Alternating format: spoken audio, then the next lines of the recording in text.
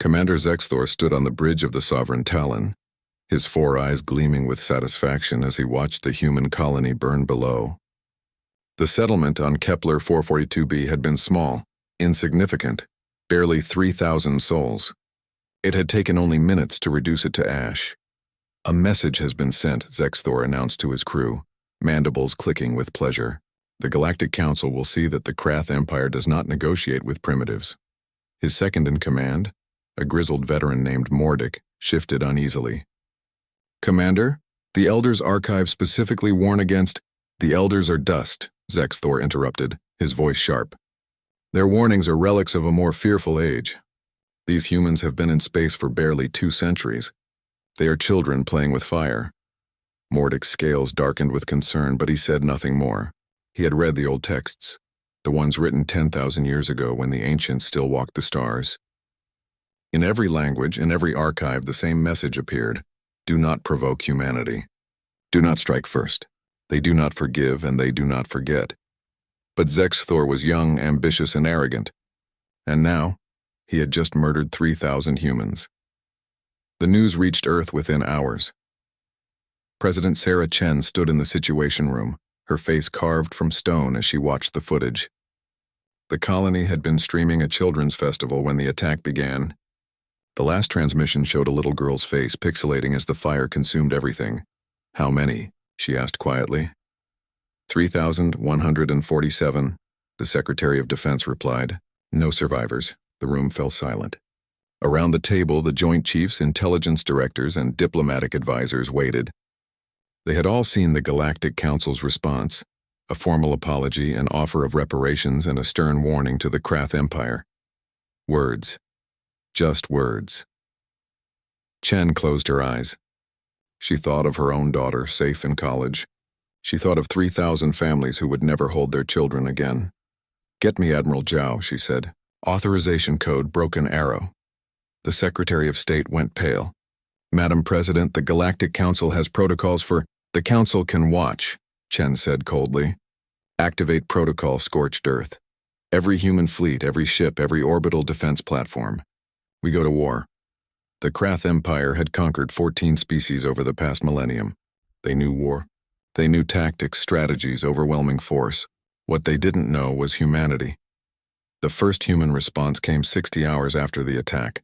The Krath military outpost on Rigel 7, home to 50,000 soldiers, simply vanished. No debris, no survivors, no warning. One moment it was there, the next, empty space.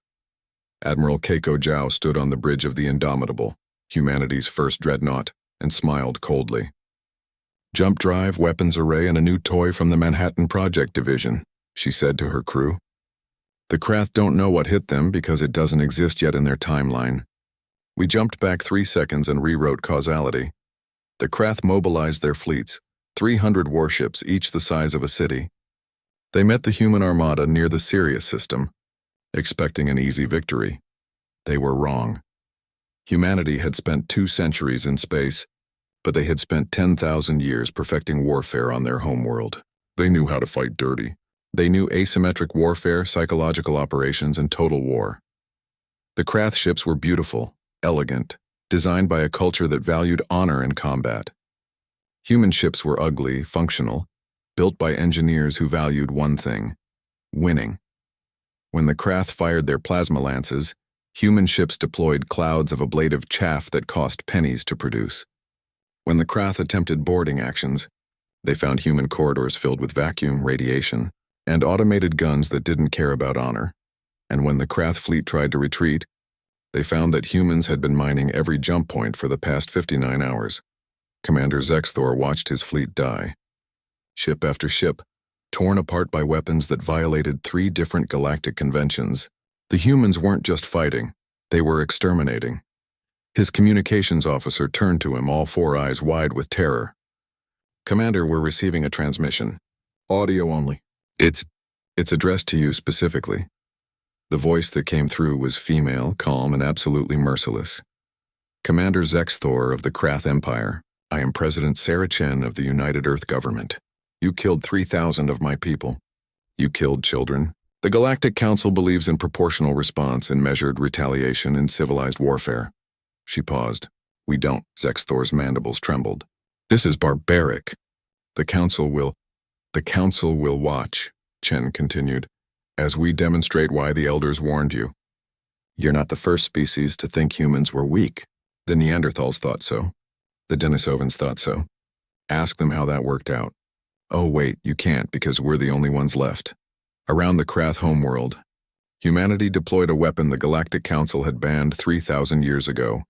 Atmospheric processors that could terraform a world in hours. Not to make it habitable, to make it uninhabitable. Wait, Zexthor screamed. We surrender. By the laws of... You should have thought about laws, Admiral Zhao's voice cut in, before you bombed a children's festival. The Galactic Council emergency session convened as the Krath homeworld's atmosphere began to burn. 50 species, hundreds of representatives, all watching in horror as humanity demonstrated why they were called the Death Worlders. Ambassador Tikrin of the Council stood, his crystalline form refracting the light of dying Krath. This is genocide. We cannot allow... The human ambassador, a young woman named Maria Rodriguez, stood slowly. The chamber fell silent. 3,147, she said quietly. Remember that number, because that's how many warnings you get. She looked around the chamber, meeting every alien eye. The elders warned you. They studied us, they knew. Humans don't start fights. Her voice hardened to steel. But we finished them. She sat down. The vote was called. The Council, for the first time in its history, abstained from interference in a human war. On the Indomitable, Admiral Zhao watched the Krath homeworld burn. She felt no pleasure, no satisfaction, only a cold certainty. Her children were safe. Earth was safe. And the galaxy had just learned a lesson written in fire. Beside her, her executive officer asked quietly, Admiral, the Krath are requesting full surrender. What are your orders? She thought of a little girl's face pixelating in flames. She thought of 3,000 futures erased in moments. Continue bombardment, she said flatly, and send a message to every species in the galaxy. Tell them the elders were right.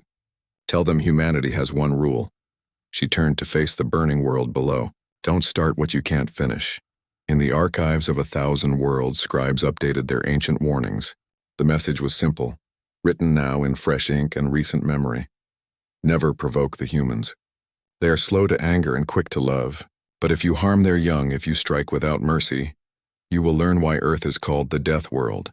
You will learn why they survived when gentler species did not. You will learn that humanity's greatest strength is not their technology or their numbers. It is their capacity for absolute, unwavering, merciless vengeance. The Krath learned this lesson. They do not exist anymore to teach it to others.